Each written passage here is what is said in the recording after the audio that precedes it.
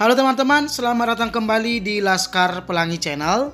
Teman-teman, video kali ini kita akan membahas latihan soal UAS atau PAS mata pelajaran Bahasa Indonesia tema 4 kelas 6 SD semester 1 kurikulum 2013 dan juga kurikulum Merdeka Belajar. Oke teman-teman, langsung saja kita akan membahas latihan soal-soalnya. Soal yang pertama, teks yang menjelaskan tentang proses terjadinya atau terbentuknya suatu fenomena alam atau sosial disebut A. Teks eksplanasi, B.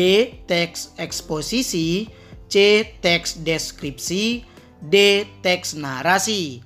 Tentu jawaban yang benar adalah A. Teks eksplanasi. Kemudian soal yang kedua. Berikut ini bukan ciri-ciri teks eksplanasi adalah A. Struktur terdiri atas pernyataan umum, deretan penjelas, dan penutup. B. Memuat informasi sesungguhnya atau berupa fakta. D. Membuat informasi yang bersifat keilmuan. D. Berisi langkah-langkah kerja. Tentu jawaban yang benar adalah D ya. Berisi langkah-langkah kerja bukanlah ciri-ciri dari teks eksplanasi. Kemudian soal yang ketiga, bagian akhir atau penutup dari sebuah teks eksplanasi disebut sebagai A. Reorientasi, B. Rangkuman, C. Konklusi, D. Interpretasi. Tentu jawaban yang benar adalah D ya, disebut sebagai interpretasi. Kemudian soal yang keempat. Berikut ini merupakan struktur teks eksplanasi yang benar adalah A. Definisi umum, deskripsi bagian, deskripsi manfaat. B. Pernyataan umum, deretan penjelas, interpretasi. C. Tesis, argumentasi, penegasan ulang. D. Pernyataan umum, argumentasi, interpretasi. Tentu jawaban yang benar adalah B ya, pernyataan umum, deretan penjelas, dan interpretasi. Kemudian soal yang kelima. Inti penjelasan tentang apa yang disampaikan pada teks eksplanasi terdapat pada bagian A. Deretan penjelas, B. Deskripsi, C. Definisi umum, D. Interpretasi. Tentu jawaban yang benar adalah D ya, terdapat pada bagian interpretasi.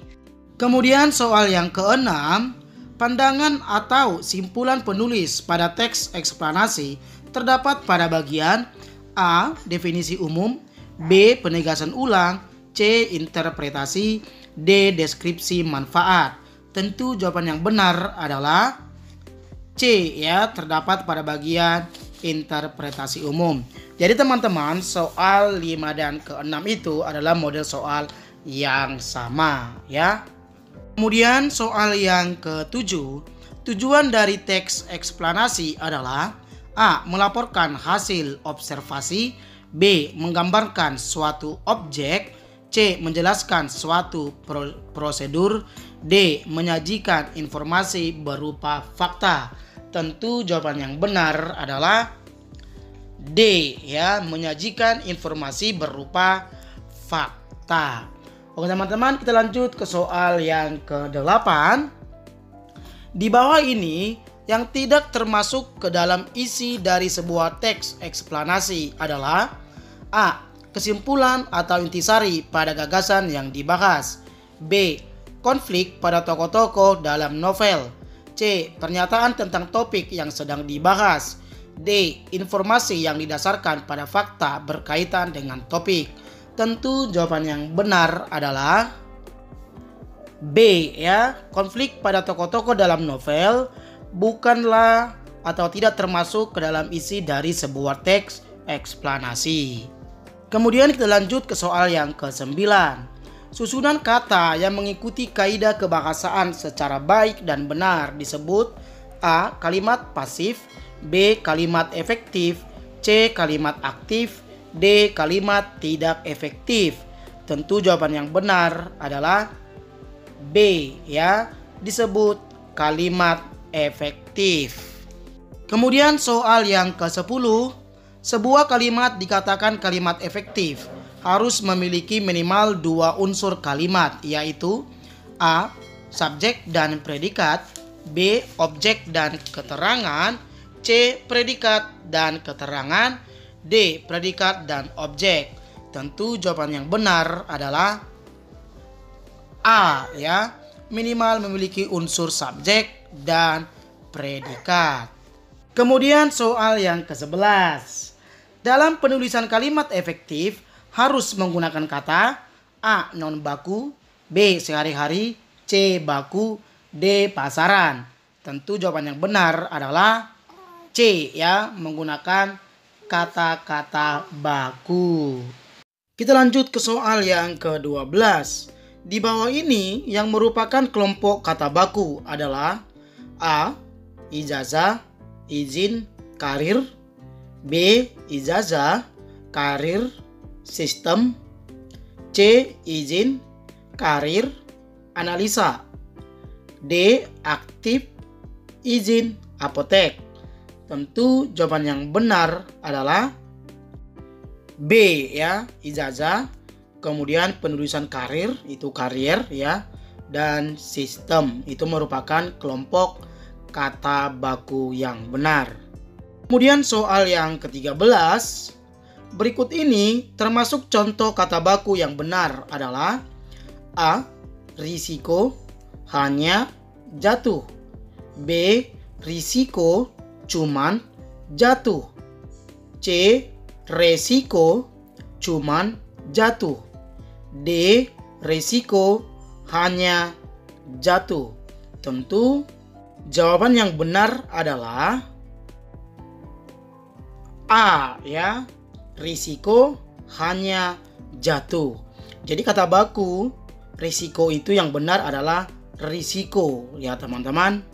Kemudian soal yang ke-14. Syarat dari kalimat efektif adalah A. Logis, indah, padu, B. Tepat, indah, padu, C. Logis, jelas, padu, D. Sejajar, pas, baru indah. Tentu jawaban yang benar adalah C, ya. Kalimat efektif itu harus logis, kemudian harus jelas, dan juga kalimatnya atau kata perkataannya harus padu. Kemudian soal yang ke-15, membaca dengan tidak membaca keseluruhan isi teks, melainkan hanya dicari informasi yang diperlukan, disebut membaca. A. Intensif, B. Ekspresif, C. Memindai, D. Pemahaman. Tentu jawaban yang benar adalah C, ya, disebut membaca, memindai. Kemudian teman-teman kita lanjut ke soal yang ke-16. Kalimat efektif di bawah ini yang mengandung unsur SPOK adalah A. Adik menangis di kamar, B. Kakak mengerjakan tugas, C. Dea mengerjakan tugas di siang hari, D. Mereka lupa mengerjakan PR. Tentu jawaban yang benar adalah C, ya. Dea mengerjakan tugas di siang hari itu merupakan kalimat yang mengandung unsur SPOK, ya. Dea di sana sebagai unsur subjek, mengerjakan sebagai unsur predikat, tugas sebagai unsur objek yang dikerjakan, ya. Di siang hari merupakan unsur dari keterangan. Kemudian kita lanjut ke soal yang ke-17. Ciri-ciri kalimat efektif sebagai berikut, kecuali A. Memenuhi tata aturan ejaan yang disempurnakan atau EYD yang berlaku, ya. B. Mempunyai unsur pokok atau penting minimal subjek dan predikat. C. Menggunakan kalimat rancu. D. Memakai pilihan kata yang tepat.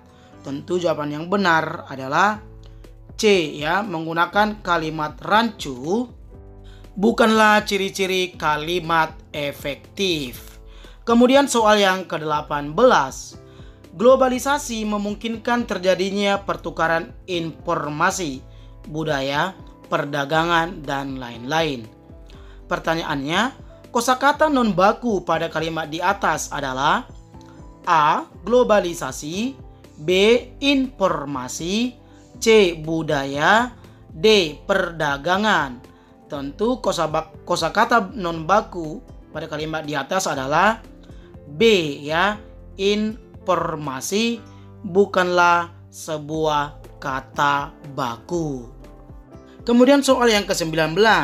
Kemajuan teknologi berdampak pada perusahaan-perusahaan yang memanfaatkan mesin-mesin canggih agar menjadi lebih produktif.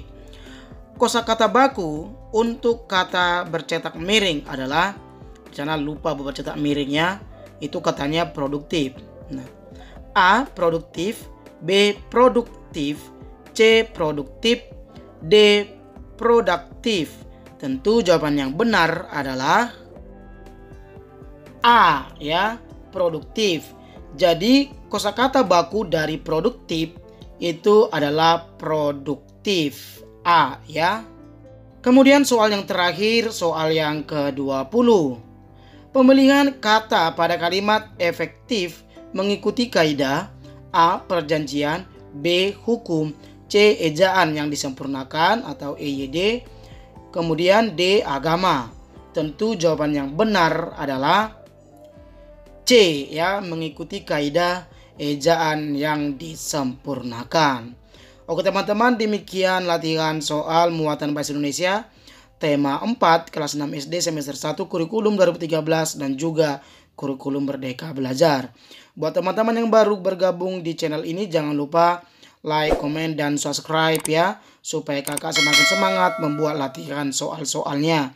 Oke teman-teman, sampai jumpa di lain video. Terima kasih.